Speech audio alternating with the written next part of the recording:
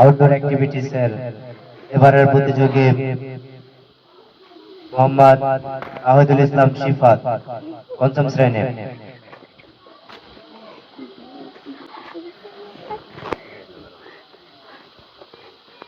আমি আবৃত্তি করব সুকুমার বড়ুয়া স্যারের ঠিক আছে কবিতা।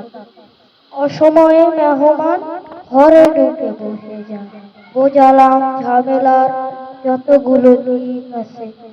তিনি হেসে বললেন, ঠিক আছে ঠিক আছে। রেশনের পচা চাল, টলটলে বাসি ডাল, থালাটাও ভাঙা চোরা, বাটিটাও লিক আছে। খেতে বসে জানালেন, ঠিক আছে ঠিক আছে।